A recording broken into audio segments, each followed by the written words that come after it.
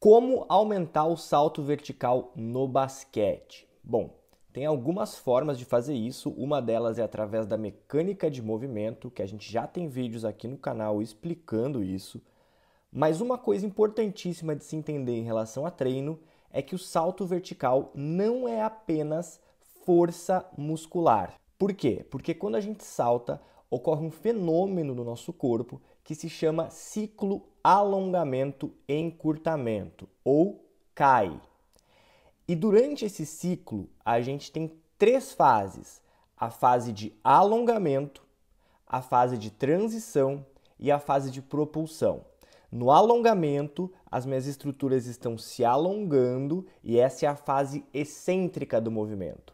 Na transição, eu cheguei no limite do alongamento, eu parei ali, então eu estou no momento isométrico do movimento e a partir desse momento eu vou começar a fase de propulsão, que é quando eu tenho a fase concêntrica do movimento, onde as minhas estruturas vão se contrair. Então, se a gente analisar a imagem, a gente vai ver que na figura A, B e C, a gente tem exatamente essas fases. Na A, as minhas estruturas, se a gente olhar principalmente para a parte de trás da panturrilha ali, estão se alongando. Na B, parou porque eu estou na minha transição. E na C, eu estou encurtando porque é a fase concêntrica onde eu estou gerando a propulsão. Então, eu alongo, armazenando energia elástica, e quando eu faço a parte propulsiva, eu solto essa energia elástica para eu ter justamente mais impulsão. O principal local onde ocorre o ciclo alongamento e encurtamento são nos tendões. Então, eles são as principais estruturas de armazenamento de energia elástica. E por que é tão importante o ciclo alongamento e encurtamento? Porque a gente consegue gerar mais potência, como eu já falei, a gente vai ter um aumento da propulsão, do impulso, com um custo metabólico menor. Ou seja, eu preciso de menos energia para gerar essa propulsão. Então, olha só esse exemplo aqui que legal. A gente tem dois atletas que saltam exatamente a mesma altura. Vamos dizer que seja 40 centímetros no salto parado. O atleta A tem mais energia elástica, então ele consegue gerar mais energia através dos tendões, através do ciclo alongamento e encurtamento, e por isso ele tem um custo metabólico menor, ele fica menos cansado para fazer o trabalho de salto dele. O atleta B, que tem a mesma altura de salto do atleta A, que é 40 centímetros, ele já tem uma característica diferente. Ele salta com menos energia elástica, menos energia dos tendões, e por conta disso, ele tem um custo metabólico, um nível de cansaço muito maior a cada salto.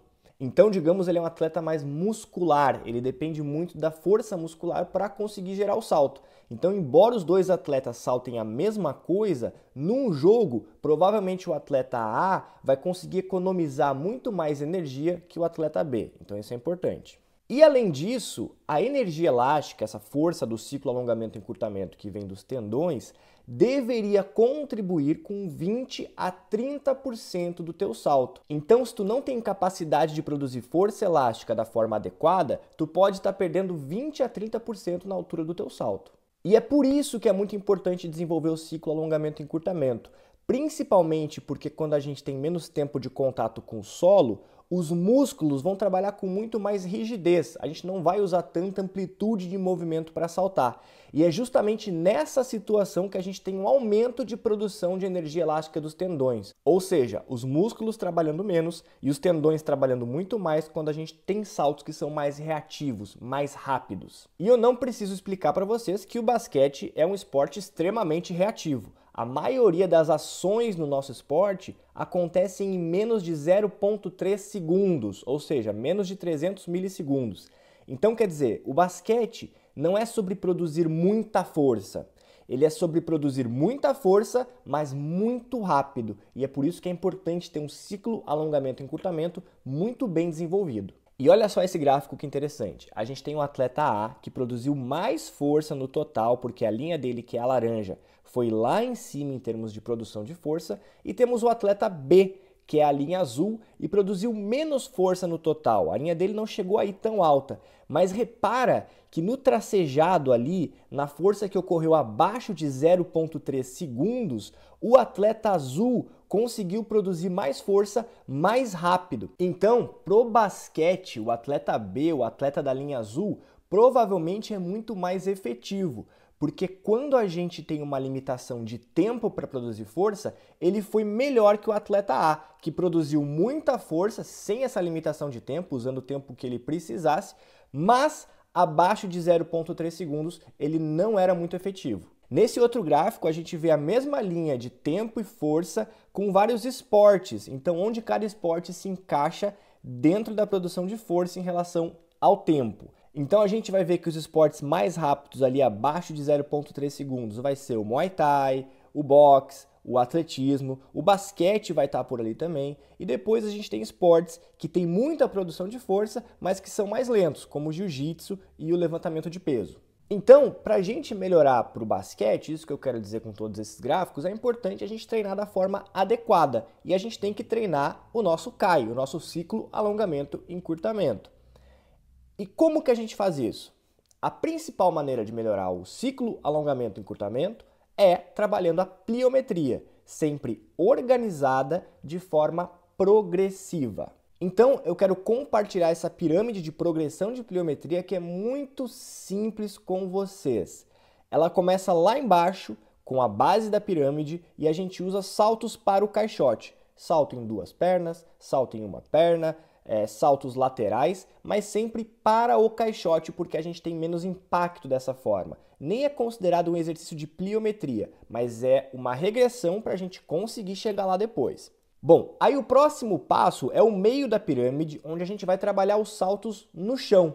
Então, salto com 2 pernas, salto com 1 perna, saltos mais laterais, salto de uma perna para outra. Então, variações de salto onde eu estou no chão, salto e aterrizo de novo no chão. Então já tem um pouquinho mais de impacto aí.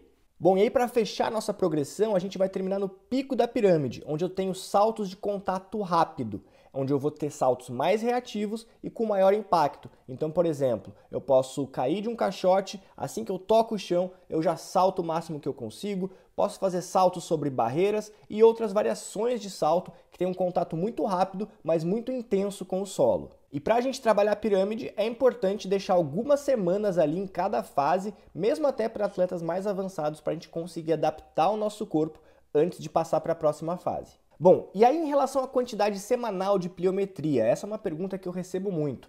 Quanto que eu tenho que treinar de salto por semana? As recomendações de saltos mais intensos, de média e alta intensidade, é que iniciantes façam de 80 a 100 saltos por semana, intermediários vão fazer de 100 a 120 saltos por semana e avançados vão fazer de 120 a 140 saltos por semana. E a gente ainda tem um outro tipo de salto que é o salto de baixa intensidade, que são saltos mais extensos que a gente faz por mais tempo. Então o mais famoso de todos, por exemplo, é pular corda.